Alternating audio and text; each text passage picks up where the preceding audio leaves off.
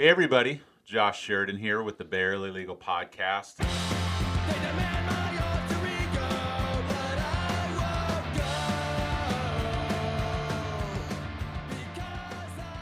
On today's show is the Walter Sobchak to my dude.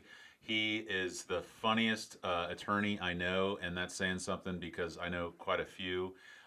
He's the hardest working man in rock and roll. He's the hardest working man in Hillsborough County. I'm amazed that I was able to peel him away from running around, having 10 conversations at once. Welcome to the show, Jon Hackworth. Thank you for the kind words, Josh, and don't worry, I'll be emailing and texting while we're here. Okay, yeah. So I can maintain a We'll relationship. stop this 20 times for cell phone calls and everything else. Business is always ongoing. So, I am trying to think of the first time that I was aware of you. You all of a sudden came out of the blue. I just remember you were all over social media, and it was, I can't pronounce your old partner's name. Is it Blumauer? Blumenauer, yes. Blumenauer and Hackworth. You're everywhere, and there was a case that you had. It was like a hit and run, or there's some case where you were on the news. I don't know if you represented the victim or you represented the defendant, or it was the first of those catastrophic wrong way drivers we had. Right, we had like 4 of them in the course of a month or something. Correct. Like that. I represented the owner of the vehicle who did not give consent to the driver who, in essence, he killed 5 people, 5 USF students who were coming from Ybor City or South Tampa. Really a terrible case. I mean, very, very, very sad. And that was like right in the beginning of you leaving Colescott and Cassane, wasn't it? It was close to the beginning, yes. I mean, you'd only been out from that firm, from the big firm, for like a year? Roughly, yes. Yeah. So, the greatest thing about Jon Hackworth, if you know him or even if you don't know him, is whenever you see him, he's already in the middle of a conversation with you. Like, you have to play catch up. It's like he's been talking to you for 30 minutes and you didn't realize it. Or he talks about things that he just expects that you know, and after a while in context, I can kind of catch up. But he's operating on a different frequency from most people that you'll have the pleasure to come into contact with. And so one of my questions is, where'd you come from? Is that you? Is that your parents? Is that the town you grew up in? Like, who made you? Who's responsible for Jon Hackworth? It's not that at all. I'm from Charleston, West Virginia. I actually started in a place called Bell, and then DuPont City, named after DuPont, the chemical company. We're famous for Randy Moss and Jason Williams. Those are the Randy Moss and Jason Williams. Yeah, the 2 primary exports aside from DuPont and Occidental Chemicals. That's not where the DuPont family lived, was it? No. They just made their chemicals there. Okay. They would never. They were smart enough to not make their chemicals near where they lived. That's my son. He goes to school now, and they have like shooter drills. When I was growing up, we had chemical spill drills. We'd just sit in the hallway. Watch out your eyes. No, they would sit us in the hallway. They'd put these air filters in. They would duct tape the doors. And I remember being a little kid thinking, like, man, the duct tape probably wouldn't stop stuff. Just like ducking under your desk isn't going to do much with a bomb. But it made us feel better. Hey, if it ever happens, it happened. I think it happened like once when I was in school. But I went to a relatively small Catholic school, then a bigger, small Catholic school. I don't know where that came from. I think I try to wake up with a plan, and I try to move fast through my day so I can get home sooner, because that's the highlight of my day. And I think if I talk faster, I can try to get there sooner. Well, what is Hackworth? Is that English? Or are you WASP? English. And what was your mom's maiden name? Akers, and before that it was Petrella, which is like really cool because I thought I was a little bit of Italian in there. I thought I was Italian, but no. I did a DNA test. I'm like 4%. My mom's like super mad about it. Oh no! What else was in there? I was mostly English. Yeah. And the funniest thing is, let me see if I can find it. Just like every idiot, I paid to have my DNA stored. The DNA database, I think it's Ancestry.com. Burned down in a forest fire out in California. Well, it lists where people with your genetic makeup are from. Let me see if I can sign in while we're here. I did the same thing, and I was surprised. So I've always, knew that I was pretty much Irish with a couple of other things thrown in. But I was surprised to learn that I was 10% Ashkenazi Jew. And so immediately I started texting Jesse Berkowitz, Matt Lundy, Lauren Pincus, like every Jewish attorney I knew. I was like, I'm one of you. Where are we having the meetings? And so I got some pretty funny responses back from them. But now I need to go back to the motherland. And you have a good story when you go back too. I do. Well, do you know about the Ashkenazi Jew? I do not. Oh, it's a pretty interesting story, their pilgrimage and kind of their history. But Anyway, so did you bring it up yet? I'm trying to find it. It's loading. Of course, The yeah. fine The folks Wi-Fi here ancestry.com. sucks. It's all right. But anyway, are you telling me that it's just your personality that you're trying to get a lot done? Is that? It's exactly it. I just want to get home. All right, so my makeup is literally found in one place in the world. Oh man, I lost it. It's such a good story too. Are you telling me there's no way there's not like a ton of incest there? No, just wait. Wait, there's more. So my wife did it too, and hers is like all across the Midwest. She's like, oh, what was her maiden name? Schnebley. She actually kind of kept it. Yeah. She's like Swiss, Swiss and German. Okay. Yeah, She around kept the border. It's hyphenated. Okay. All right, so in the world, quite literally, the only place with my genetic makeup, Oh my lord! Southern West Virginia. It's like your hometown. Look at that. Isn't that amazing? It's like you're Superman, like a meteor hit there, and you just kind of spread like It's just us. Yeah, like a plague across the land. Supposedly, my people were they worked on railroads. Okay. It's kind of weird. My people.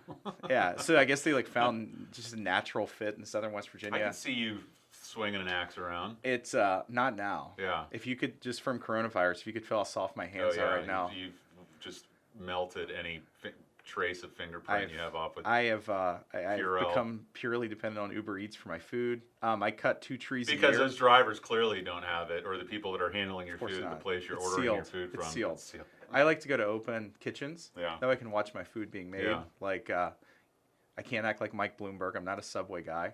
But, you know, the bricks in Ybor, I can watch my food being made. That way if it's coughed on, I can just get up and leave. Do a new one, yeah. No, we've turned off Uber Eats. But yeah, no, any like railroad, hardworking, blue-collar heritage, unfortunately, has been melted away by being a lawyer. Yeah. It's humiliating. Are you the first lawyer in the family? Yes, my dad was an engineer. My mom was an executive assistant. Are they both still around? Yeah, Okay. yeah. My dad actually works in my office. My mom's dad ran a company store. He grew up in a town called Ward, West Virginia, which is a coal mining town, which doesn't exist anymore. It's quite literally just like concrete building. It's pretty sad. That's where they met. So Ward, they have a reunion. It's sad every year. It's like 10 less people because they die off. Then on my dad's side, my grandfather sold insurance. He was pretty outgoing. And then my grandma, who passed away in May, she worked at banks. She was like a bank teller. How long did you stay in Virginia? West Virginia, as we call West it. Virginia. I was there until I went to WVU. First, I played baseball at Washington Wesleyan for a year So and a half. that reminds me, very early on, for some reason, I remember this conversation. You said something to the effect of, I was an old junk ball thrower. I was a junk ball pitcher, man. And I had no idea what that is. And you explain to the people listening what a junk ball pitcher is. Well, it's for people like me that couldn't throw hard enough, other than to, like, if I hit you in the eyes, it'd raise a pimple. Lots of breaking balls, trying to place the ball. I think you have a family member who played for Vanderbilt, right? My nephew John, he was on the show a couple episodes Yeah, ago. he throws the ball like really hard. I could never do that. Yeah. So I played Washington Wesleyan for a year and a half. Got hurt. More importantly, realized I was never going to get paid to play baseball. And my professors that were teaching me were actually coming from WVU. So I made like the first responsible decision of my life and decided I didn't want to have like 40 grand in student loans. So I went to WVU, finished up there. WVU is an awesome place. Still love it. Our basketball team's having a rough month, but a rough 2 months, I guess. Finished up there, then went to Stetson. Stetson. Yes, and the funniest part is... what year did you start Stetson? 2007. All right. So the funniest part was my uncle lives in Orlando. So I left Pittsburgh Airport in an ice storm. Quite literally, I got stuck in the airport for a day and a half. So I come to Orlando. My uncle says, hey, we're going to go check out Stetson. It's awesome. So drive to DeLand. And we're like driving around. I'm on like my phone trying to find where the law school is. And I'm like, I think this place in St. Pete. I was like, is that somewhere? He's like, oh, yeah, like 2 hours away. We can't go. The other side of the state. Yeah, it was fantastic. So I've been to both Stetsons, which makes me feel like, I have a unique Stetson background. Then after that summer, this late spring, I decided where I was going to go. My dad and I were going to tour Stetson, Miami, and LSU. We came to Tampa. And my dad's like, this place isn't too bad. And I was like, it's really not. Yeah. So I never went to Miami and looked at it, and I never went to Baton Rouge. And then they ended up moving down here. They moved down here this summer. Yeah, they both retired. Just this past summer. Correct. Oh, that's like how's that April, been? May. It's cool. Yeah, Yeah, it's cool, especially if they're listening. It's awesome. especially if they're listening. If they're Yeah. not, it's all right. I've tried to get my dad to listen to podcasts because he was vice president of a coal company. And there's like a lot of time you're just driving around. Yeah. He just can't Won't do conceptualize podcasts. He's big on Netflix, so he just finished Narcos. He finished Narcos in 2 weeks. All of them? All of them. Wow. Yeah. That's impressive. It's that's amazing. what I hope for my retirement is just To knock out Netflix 5 and episodes in chill. 2 weeks. Yeah, exactly. So Stetson, so 2000, you said 2005 or 2007? 07 to 2010 is when I passed the bar. Okay. So did you go there at the same time as Damian McKinney, or just after? I was just after him. Okay. And when you were there, did you do like the NBA program, trial team, moot court, any of that I stuff? wasn't. I tried out for trial team. I wasn't a good enough trial attorney, so they didn't put me on it. I worked while I was in law school too, so I couldn't Where'd really you do work? it. I worked for the brilliant Michael Maddox. Oh, wow. Then I worked for Gray Sanders, Barbara Sanders, Nunez, Butler, Hovsepian. I worked primarily with Gray. Those guys are great lawyers. I refer a lot of work over there. They do employment work. Give them a shout out. Okay, please. Fantastic lawyers. I think Steve Barbas is one of the smartest people I've ever been around. Gray Sanders obviously is too. Those are the two primary guys I worked with. So you did that all through law school? I did it through my. I have to make sure I comply with the ABA requirements for how much you can work in law school. Oh, 'cause I'm sure they're going to go back and pull the degree. You never know. I worked for Michael Maddox. It was me, Jen Simchek, Gabby De La Salle. We worked between our first and second years. It was awesome. Michael's a great lawyer, great man. New dad, too, by the way. We did primarily civil rights litigation. Then That must have been cool. It was. It's a different way to look at the law, too. You know, I think so much of... I'm trying to think the right way to say this. So much of what we do in criminal defense realm is, you know, kind of on the defense side, it's being dealing with the state coming at you, right? Yeah. And civil rights work is kind of the opposite. Turning the tables, yeah. Exactly. Do you know Luke LaRoe? I do know Luke. Luke and Yeah. I actually tried a murder together. Did you really? That was... Wait, I think I know that. Did I know that? Were you involved in the Scientology thing with him? Can't talk about it. It's okay. Well, It's okay. not that part of it, Okay, but we had Scientology issues coming up during jury selection. Yeah. And Luke's an awesome attorney. He's promised me that he's going to come on, and if you know Luke, he's kind of hard to nail down. Well, and you know, there was a third trial attorney that tried the case with us, but Luke and I ended up doing a significant amount of the questioning. And first off, we had a lot of fun. It was with Judge Federico in Pinellas County, who I think is a great judge. And there was just a lot of You're issues sharp, Luke's sharp, Federico's sharp, so I could only imagine. Well, and our jury selection took, I think it was like 2.5 days. And at one point, I just got up and left to go to the bathroom. And Judge Federico pulls me on the bench. He's like, "You okay?" I said, "Yeah, why?" He goes, "I thought you were falling asleep." I said, "No, I just had to pee so bad." He's like, "What do you mean?" I was like, "I wonder when you were going to take a break." And he goes, "Is that what you did?" And I said, "Yeah, I couldn't hold it anymore." I said, "I'm going to pee my pants." He's like, "I didn't want you to either, Mr. Hackworth. Thank you." And it took us 2.5 days to find a jury, which was weird. Yeah. But, you know, trying case with him's awesome. He always has his hands over his head. And I think people don't think he's paying attention, but I'll tell you, from spending a week with him, Federico? Correct. You can't get anything by him. He's sharp as they come. He's a fantastic judge. Is he in career crime over there now, or? Yeah, Division M. Yeah, They that call used it to be like Monster Court. Did you ever get to go in front of Luce? I did 2 or 3 times, I think, when I was a PD to cover things. Yeah. But that was a different world. He was like Hannibal Lecter sitting up there. He was just scared everybody that walked in that room. Well, career criminal is a scary place to be in yeah, I Pinellas mean, anyway. it's any way you look. So after Stetson, where'd you go? Initially, I went to the Pinellas Public Defender's office. With Dillinger. Great office. How long did you work there? 13 months. Oh, nice. Yeah. In and out. Then I went to Colescott and Cassane. Why only 13 months? You know, I think a number of factors. Number one, my wife was a school teacher. She was making a significant amount of money, more than I was. My student loans were coming due. I enjoyed the work. It's a great office. There's a lot of good attorneys there. It's extremely well run. I think Mr. Dillinger is a fantastic boss. He was awesome. He was awesome from the day he hired me. Even when I went and gave my notice, he was awesome. He lets people be lawyers. He's not hands-on. He doesn't run stats on people. Politically, did you identify more with that office than the state, or was it just kind of whoever hired you? I think... I kind of know the answer to this question, so I'm Dillinger is... I mean, he's like an NRA marksman. Yeah. But honestly, that office, the Dillinger side of it, as long as you were there, you're trying cases, you're challenging the state, there were never issues with that. Yeah. I mean, honestly, I never... most of the attorneys I hung out with were like-minded. Yeah. And we tried a lot of cases. I mean, there were times where I was trying 3 cases a week. But you just hit a point where it was time to start a family, and unfortunately, you really can't do it on what we were being paid there. I loved some. My public defenders were Greg Williams, Yep. Michael Purple Hayes, and then Sarah. Was it Malo or Paulo? Whoever's taken Yep. over for Dillinger now. She was in there, and then Lori Sweet. Those were Yep. all the PDs when I was up in Division A in front of Timothy Peters. Timothy Peters. Well, did you know Ron Idy when he was there? Yeah. Ron kind of, I would say, like mentored my group. Yeah. And he was awesome. I Yeah. mean, he was fantastic. I was at the state, and I really wanted to like go hang out with the PDs. I just thought they were the cool kids in the state. It was like all the nerds at the time. Well, the wildest thing was like when I was there, a weird situation arose where I had to be fingerprinted. Oh yeah.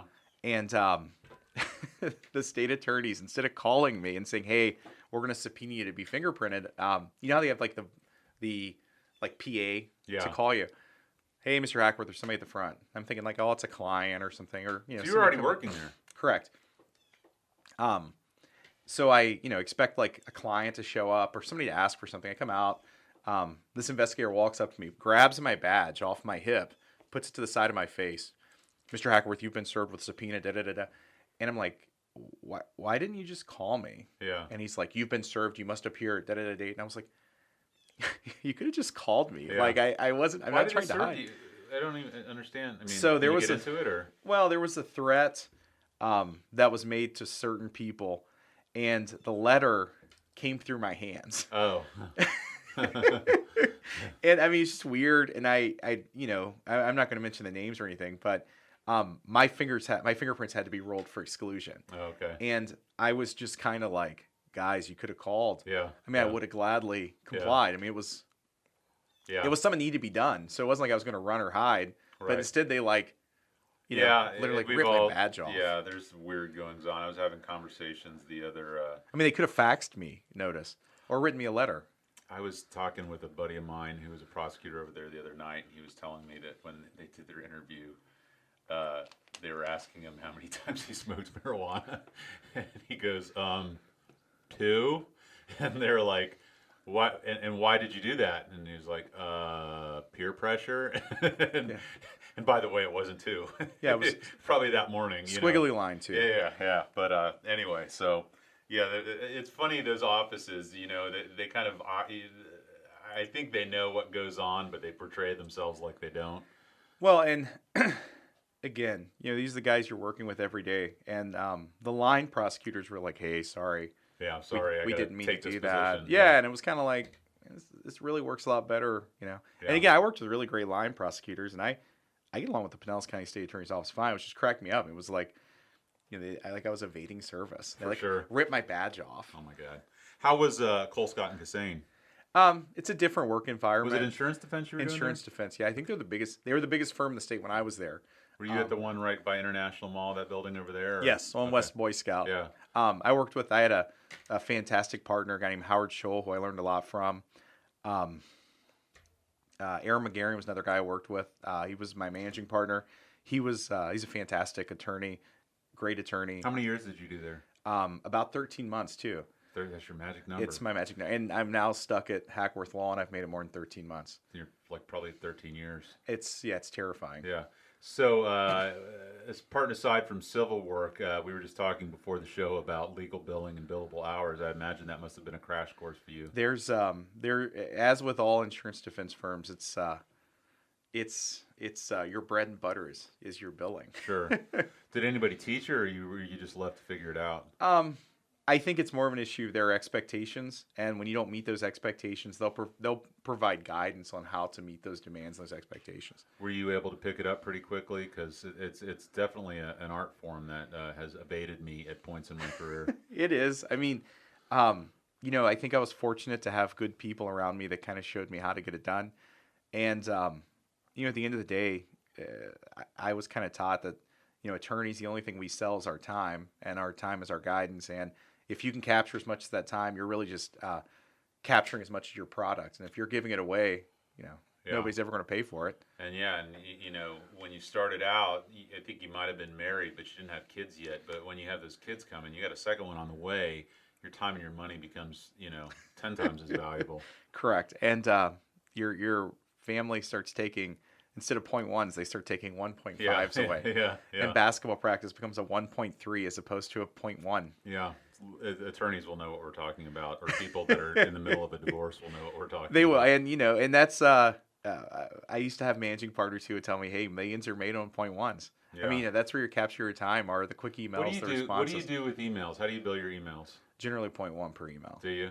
Unless it's It's like a one-word response. If it's like a one-word response, or if it's like a back and forth Yeah. where, are you available this date? No, I'm available that day. And not that. I think you have to set a standard though. And you have to at least go by it. Otherwise, you're going to run into situations where you're billing one file one way and another file another way. And I don't know if that's fair to anybody. And candidly, it would make it just hell to keep up with your billing too. Well, we were talking about Liz Miller before the show, and she was on the podcast earlier. She's doing consulting stuff, and actually, Liz and I are writing a book now on legal billing and billable hours. And she left her book here. I bought that book. Really? Yeah. Something fell out of it. Give me a second. That's right. Is it drugs, or is it cash, or is it a bookmark? They're business cards. Business cards. Nothing. Unfortunately. nothing exciting. Sorry, folks. I actually was just hoping it wasn't a bookmark. A little because bit then of you're a- about to little you're bit about to of a- start over. Yeah, no, it's fine. But anyway, that's one of the big things that she talks with me about is you can cut them a deal at the end, but don't do it as you go, because you just don't know how long that case is going to take, and you got to have that formula that you're working on at the end. If you want to write off a portion of your bill, just go ahead and do it, but don't do it on an a la carte basis. Well, everybody likes 10% off. Well, almost as much. They're like 20% off. But in any event, so when you left Colescott and Cassane, did you know you were going to go out on your own, or? I did. One of my best friends from law school, a guy named Jeff Blumenauer, had started his own firm out of Stetson because he was with U.S. Army JAG. Yeah. He went to Citadel. Great guy, fantastic. He's a new dad too. Fantastic guy. We met our first day of law school while we were going to Publix, and I love this story. it's fantastic. So we're like, I was like grocery shopping. I was living with a UF graduate girl, and we're grocery shopping, trying to like figure out, we need milk, whatever. And like walking through, and I recognized the guy from my section, and he just had like a grocery cart full of beans. And I'm like, what are you talking? Why are you buying all these beans? And then it hit me. He had like never lived off campus at the Citadel, so he had to like cook for himself for the first time. Yeah, and the guy's like an awesome cook. We ate we had meals later, but we're like 22, and he's just buying like like they can't go bad. You can't screw them up. You can eat them cold. You can eat them hot. It's just he had like 20 cans of beans. And I just talked to him like a month and a half ago, and I was like, dude, do you remember that? He's like, yeah, man, I remember. He's like, I had never, I had never like, I had always cafeteria or mess hall food, Yeah. But like, we had some wild experiences our first year.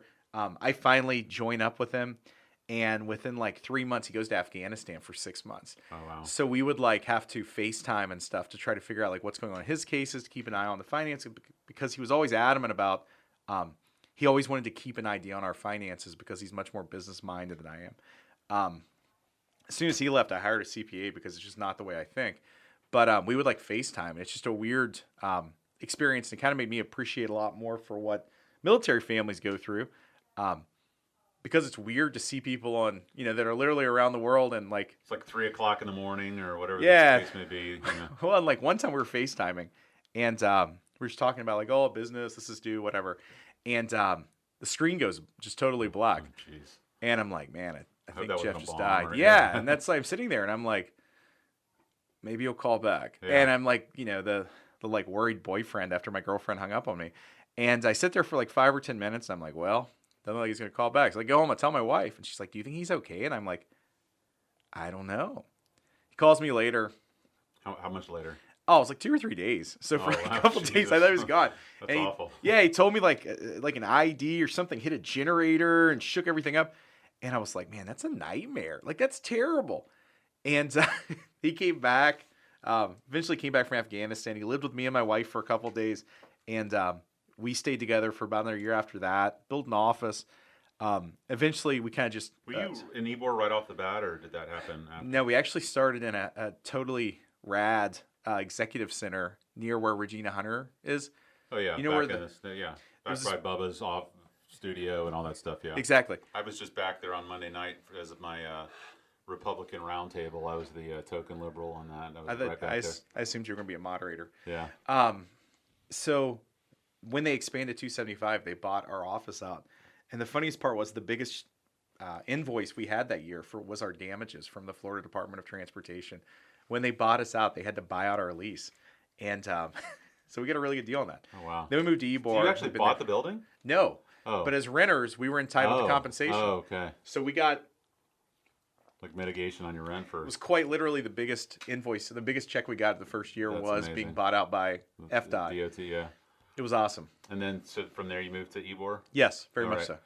In the office that you're in right now, or? We were on the upstairs. Upstairs, there's like 6 different offices. So there's a construction company that owns the building.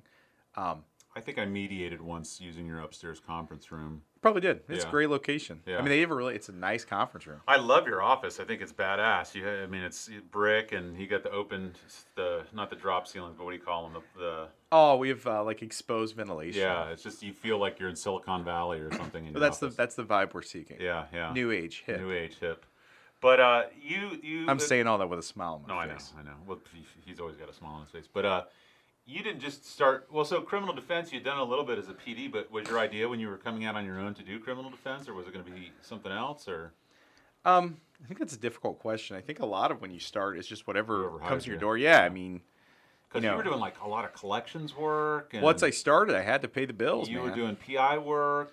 Yeah. So what we've done is we've kind of slowly moved closer into that PI. I mean, we open more PI files each year than we ever did before. So usually, my goal is try to get 5 a month. As long as Yeah. I can get 5 a month, I'm in good shape. That's awesome. Yeah, I mean that's way more than I had last year. Yeah. So as long as I can keep opening those, I'm in good shape. Primarily now we're doing that and family. I mean, you know it. Criminal defense seems to always roll in. Yeah. You know, Are you still like on the conflict list or the appointed list or the? I am not in Polk. I have 2 more. Okay. And then I will say goodbye to Polk. I was actually there this morning with 2 great You're attorneys always we're in working Polk. on. Jesus, you're always in Polk. It's Isn't my that how second home. the so he was driving? Was it the Polk that the sledgehammer? It thing was, happened? and I was thinking about that this morning. I was having like flashbacks. So That was screwed up. it was terrible. It was probably like the scariest moment of my life. And you know, I always kind of jokingly tell people I have a 5-year-old, and whenever he says he's scared, I'm always like, you know, the real thing is the things you should be scared about. You don't have time to be scared about. He'll understand that someday. So I'm like cruising to Polk, just for another day of like resetting hearings. Exciting. To stand in line for 30 minutes for 2 minutes with the judge. So I'm like driving and I'm watching sparks off the back of this truck. And I'm thinking like, oh man, I better get around it. I have like a Toyota Tundra.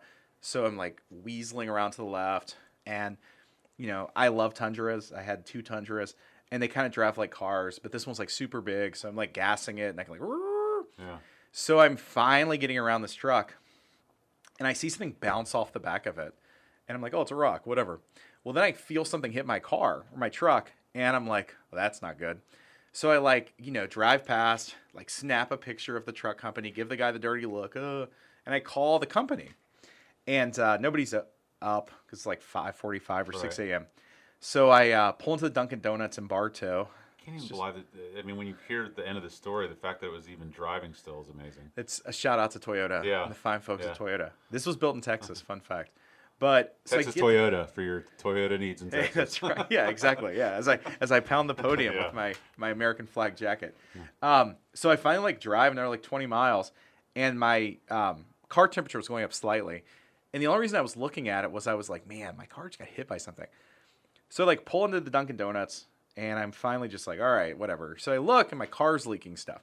And I know nothing about cars. So I'm just like, that's not good. And I'm trying to like rationalize in my mind, oh, it's the air conditioning fluid. Like, I had the air on. It's not. It's like green. So as fate would have it, a Geico representative, like a field rep, backs into beside me. And I'm like, this is God telling me, talk to her. Hey, ma'am, I'm a Geico person. Something just hit my car. She's like, you should call Wrecker immediately. I was like, thanks, Geico. Yeah. So I call Wrecker, and I get, I think the Wrecker took me to court, if I remember correctly. But so I call my cases, and I put out like an SOS on Facebook. Come And get me. Jason Rogozinski was there, and he drives me back. So Jason and I have this just weird drive back from Bartow. I want to be a fly on a wall for you and Jason Rogozinski talking. It's just us talking fast. Neither of you are at a loss of something to say and go a million miles per minute. And the funny thing is, we probably weren't even talking about the same thing. Yeah. Like he was talking about something and I was talking about something, and we were just giving each other the patience to talk. So I get back and I tell my wife what happened. She's like, "Oh my God, that's crazy! A rock went through the front of your car or whatever." I was like, "Yeah, that sucks, but whatever." So the Toyota folks call me and they're like, "Yo, is this your cell phone?" I'm like, "Yeah." He's like, "I want to be on the phone with you when I send you this." All right, man. So he sends it to me. It was actually a sledgehammer. It was like a 10-pound sledgehammer head that went through the front of my car. So, and all I could think is this is the morbid part of the show. So if you don't want to listen, fast forward 15 seconds. I think we all think we're going to die warm in our beds surrounded by our family. And I'm like, this thing could have hit me in the head. 6 inches different. You're not sitting in front of me right now. Yeah, and I wouldn't even have time. It pierced the engine block. It went through the radiator, through everything. Material much harder than a human skull. Much harder than my face. Yeah, and I was like, I wouldn't even had a chance to piss my pants. I would have just died. Yeah. And the kicker is the truck would have just kept going, taking out a bunch of other folks, and that would have been the end of it. And that's what I try to tell my kid whenever he says he's scared. I'm like, legitimately, that was probably one of the top 2 or 3 scariest moments in my life. And it wasn't even really that scary until Toyota of Tampa Bay sent me. I still have the sledgehammer somewhere. Do you really? Yeah, I wanted to frame it. My wife's like, I don't know if you should frame it and put it in your office. Frame it. That'd be badass. I would be my first Put it on your battle desk with death. just to remind you of the fragility of life.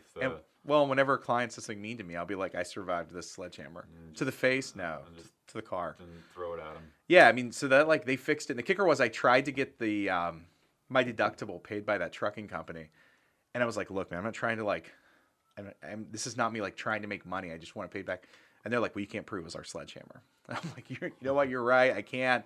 Your guys didn't write their name on it. I was like, but I snapped a picture. I have a photo of you that I took because something fell off your truck. Well, and I was like, honestly, what I probably in hindsight should have done was follow the truck to where it was. Yeah. But then honestly, in today's weird world, man, whatever. I had to pay $700. I didn't die. I didn't piss my pants. You would have got a writ issued on you for not being in court. Correct. And be in Polk County Jail. I'd still be in the jail waiting on my court date. That's right.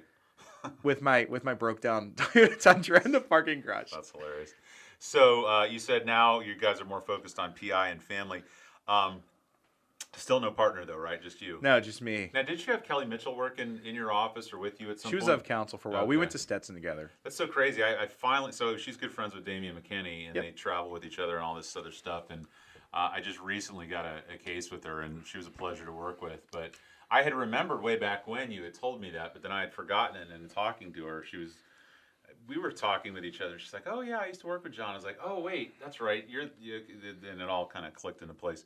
So I want to talk a little bit about Montana, if we could. At some point, you decided to pick up some land over there in Montana. How did that come about? Honestly, I owe it to kind of one of my legal mentors, Judge Tharp. I was talking to him one day. You were gonna buy his green egg? I bought his green egg. Did you buy it? Yes, I have his green egg. What's he doing now? Is he just hunting? I think he's just hanging out. Yeah. I think he's happy with a smile. But yeah, he I was this is stressful work. It's difficult work. I was talking to him one day, and he's like, "Have you ever been to Montana?" And I'm thinking, no, man, why in the hell would I go to Montana? So then my wife and I are watching the intro to the Winter Olympics. Weird. And my wife's having a couple glasses of wine, and only one town was named. And they showed the water tower in Bozeman.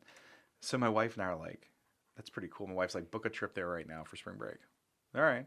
So I'm like, I don't know what the hell's in Montana. And the more I looked into it, nothing's in Montana. And I was like, you know what? That's what I need. I need nothing. Yeah. So we go to Bozeman, stay in this cool little hotel downtown. Then we go to Big Sky for a couple days. And then we leave. And when we're leaving, my wife's like, I really like it here. I was like, well, that's weird, man. You don't like being cold. She's like, it's relaxing. You're relaxed here. It just seems like a nice place. We hire a realtor. We go back that July. And actually, the first time we were there, we looked at a piece of property. And this is my quintessential Montana moment. We're snowshoeing to the building site because there's no road. And as someone who lives in South Tampa, that's just hard to imagine. There are places where there are no roads. It's not a grid perfectly. Yeah. So we are snowshoeing, and our realtor got snowshoes that are the same size for my wife and I. Oh man, so you're sinking through the Not snow. doing real great. Yeah. So finally, we make it 100 yards. If my wife listens to this, she'll say it's more like 15 yards for me. And finally, I You sit tapped down. out? Well, I was like, "Look, we're on the top of this mountain. If I have a heart attack, You the guys realtor's like, you were she's like, you'll sleeping. die. It's gonna be like Everest. You're just gonna always be up there frozen Just leave for him." anybody Yeah, I mean, looking for new condos. and just people are constantly, and I'm just constantly getting warrants issued for my clients' arrest because I'm not showing up at court. So my wife like checks it out, and this is my favorite thing about Montana. The property had been for sale for a year and a half. So I'm like, we can probably get this cheap, right? I'm from Tampa where everything's overpriced and you can just make a lowball offer and they'll respond. I think I remember they home tuned you. Yeah, we like make an offer. The guy's like, no, that's the price. I'm like, the asking price?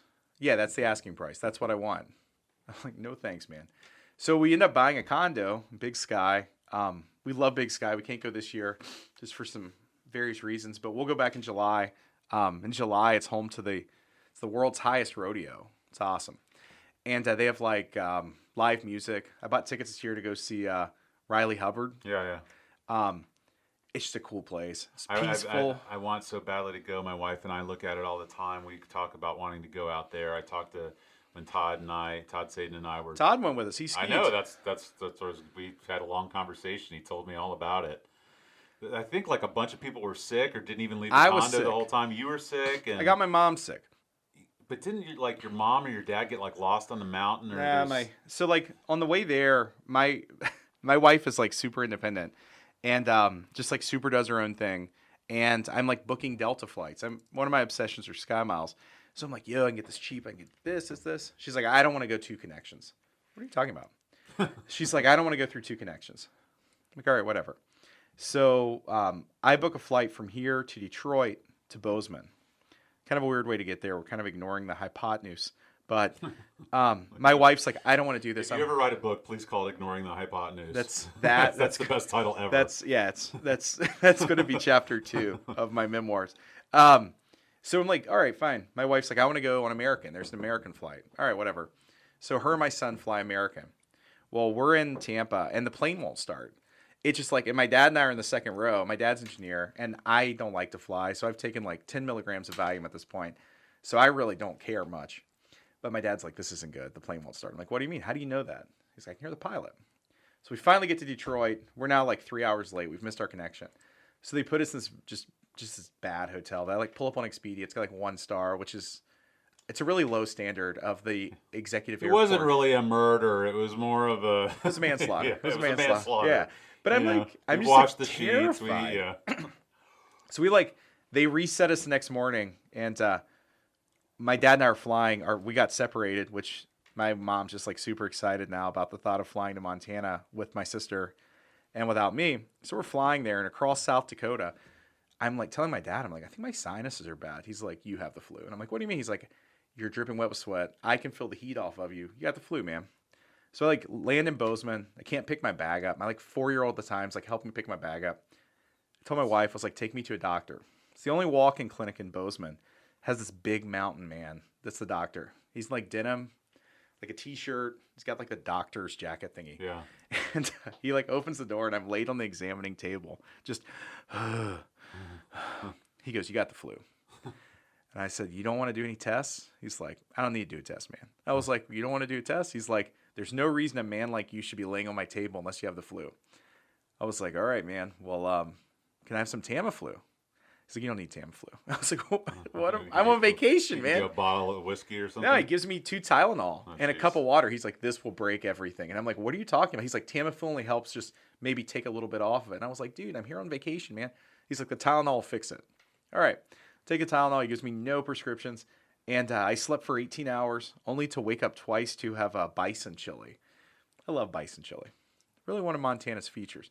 So we finally get back to it, and my wife and I get to go snowmobiling, but I had to lay in bed for 3 days, and it was just like freaking Todd out because he was in. So our condo's 2 around units. Your family, a stranger, yeah. And I'm stuck in bed. Yeah. But I forget how many miles him and his son skied. They skied like Todd's a 30. freaking animal. I've been trying to get him on here. He's got so many stories to tell, but yeah, He does have some stories. yeah. We'll see how many stories I'll tell, but I think you'll get like the PG version of 8 stories. But his son and him, like they skied. I mean, they would wake up before we were out the door, and they'd get home at like 5 and 6 o'clock. They would like miss dinner because my favorite restaurant in the world is right down the mountain from us. A place called Buck T4's. It's like 19 different types of meat. Oh, wow. And most of it's from Montana. And if it's not from Montana, they have a story why they can't make it in Montana. Yeah. That's awesome. Again, very much Montana. And I'm like, dude, you have to eat here. Oh, man, we'll do our best. He almost missed our meal. It's the best part of the trip, man. So before we wrap up, I'm not going to push you too hard, but what are you thinking about Biden and Bernie and Trump? I was hoping you were going to ask me about Van Halen because I would be the only person that didn't listen to Van Halen on your show. I thought Judge Taylor was the only one that we talked about Van Halen on. No, I think Lundy also listened to Van Halen. Well, I mean, Van Halen's rad, but that's all right. I was afraid you were going to ask me about my concerts, and I was like going through my mind this morning. It's all country concerts. No, man, I mix it up. What else have you seen? Rebirth Brass Band. My wife and I used to go to New Orleans a lot before we had 2 kids. In fact, my wife was pregnant when we went to New Orleans. I had a dog named Kermit after Kermit Ruffins. I've only met your wife once, and I need to get to know her better because just to live in a household with you, it takes a special kind of person, I would imagine. So I'm, and I mean that with every amount of respect you're due. Well, so she's pregnant, so she can't drink, and that's right. You got your second one on the way. You got a son right now who's about my daughter's age, 5. Yeah. But so I'm doing. This is my first year as a Rough Rider, and I'm like meeting these new guys and their wives, and one of them's like, "Your wife never comes around. You know what's going on with her?" And I said, "Well, she can't drink."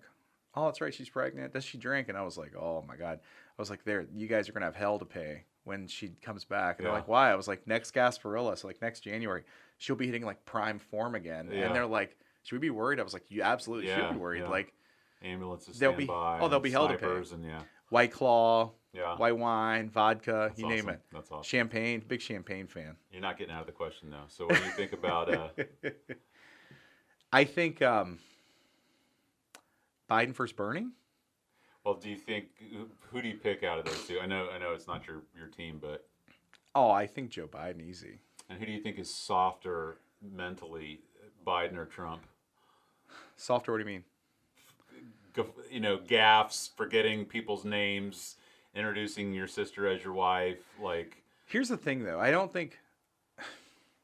So a friend of mine and I were talking about this week. You don't. I just pulled my sleeves down, which means it's time to get serious. In America, you don't always have to be right. You just have to be loudest. Yeah.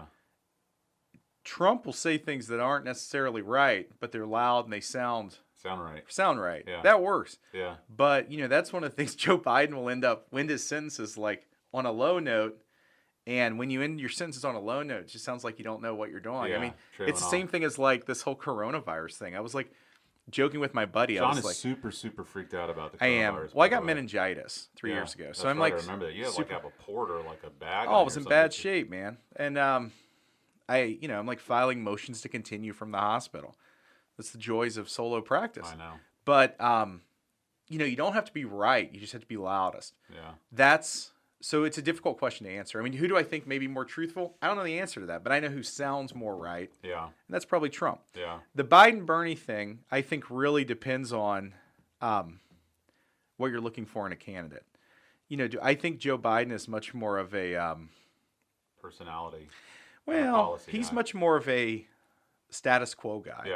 Yeah. Do I think Bernie Sanders is going to shake things up? I think he's going to try to. The problem he's going to run into is whether Republicans can keep the Senate, and if they may be able to pull the House back too if he wins the nomination. Yeah.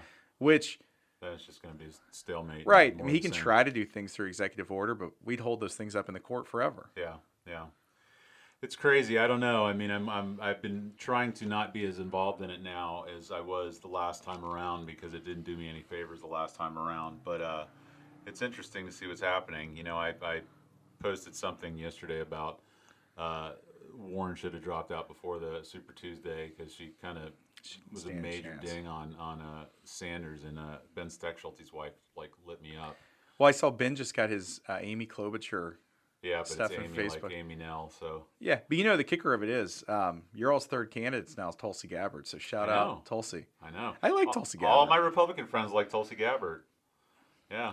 I mean, I don't know how she's paying for her campaign, but it's like one of my buddies and I were debating. Like, she's staying in the race. Well, she doesn't run ads, so I mean, it's like, what's it cost her? Right. I mean, I'm not backing out. Just be a voice. Yeah.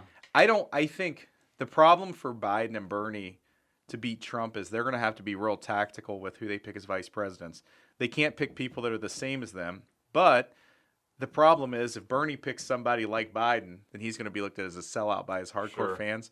Same thing as Biden. If he picks like someone way closer to the left, he's going to run into the same challenges as being a sellout from the Democratic establishment that backed him and probably led to his Super Tuesday success. I mean, I kind of feel like Pete's going to get the tap from somebody, but we'll see. I don't know. He's all right. Yeah. I don't have any beef with him. He's good. I like him. I know some people think he's corporate America or something, but who knows? He's an Dude, Army vet. He speaks 7 languages. He's a gay man. I mean, Here's the thing about this country. The power in this country, you ready to get real conspiracy Yeah. theory, in the federal courts and the banks. Yeah. I mean, that's where, I mean, people, and the kicker is people like know their local judges, but they don't know their federal judges. Right. Those guys really have a lot more power than people think. And once they're in, they're in. Yeah, lifetime appointment. And the banks, the insurance industry. I mean, doing insurance defense work, there were times we would end up consulting with Lloyd's of London, and you're realizing that this like company that nobody really ever heard of in London is backing these $1 million, $2 million, $3 million policies for the companies that we see on commercials Right. here. And that, I mean, those are the people that really hold the power. Right. That's crazy. Well, I really appreciate you coming by on a Friday afternoon. I've been asking you to do it for weeks. I know that you've been a quote-unquote grouch, but I didn't find you to be as such here. Thank you so It's much Friday. for coming by. I know. What do you got planned this weekend? I'm going to get a haircut. Oh, no, you need one. And I also wanted to say my favorite band is the Turnpike Troubadours. Turnpike Troubadours. I don't know who they are. Well, I have to interject this. This is, they've been on a hiatus because Miranda Lambert broke the lead singer's heart and now he's in rehab. Oh, really? Wasn't Miranda Lambert? Who's the one who's married to what's his face? Blake Shelton. Blake Shelton. But then she had an affair with the lead singer of my group Oh, okay. because I'm, top 1% listeners according to Spotify in the world. So, which was I'm the top 1% of Frozen 2 soundtrack. So well, honestly, it was the biggest accomplishment I had this year, and Yeah. I really, Spotify I'm for very me. proud. I want to thank God. Yeah, my producer. I my mom wanted and to, Dad, like, Jesus Christ. Well, I tried to capture it on my phone, like take a picture of Yeah. it, but it was gone because I wanted to send it to my wife. That's how proud I was. But yeah, they're on a hiatus. I'm going to make you listen to them. That's going I'll to be listen to 'em. your trade-off I'll for this. try anything. And I can't even say like I've been to a Turnpike Troubadours concert because unfortunately they're in the middle of a hiatus. Well, that's okay. I'll check it out and I'll get back to you. I'll write a book report for you on it. Just one page ABA, please. All right. Thank you so much, John, for coming on. It's always a pleasure. Where can people find you online? So it's family law, criminal defense, personal injury, BHTampa.com. bhtampa.com. You're going to leave the H in there. So yeah, You had enough, what is it, sweat equity in that URL that it doesn't make sense to change it? I don't want. Yeah, and it's familiar. I don't like change. I'm big into patterns. I don't want to change it. So BH Tampa, find him online. His office is a great office in Ybor. He's on social media. I've known John for probably, 8 years, 10 years. He's an amazing attorney, amazing individual, hard worker. He is a true believer. He fights for his clients, and I worry about his health sometimes, how hard he fights for his clients. But he's just a good egg, and you should seek him out. So thank you again for being on. Thank you for the kind words. Thank you guys. All right, take care, John.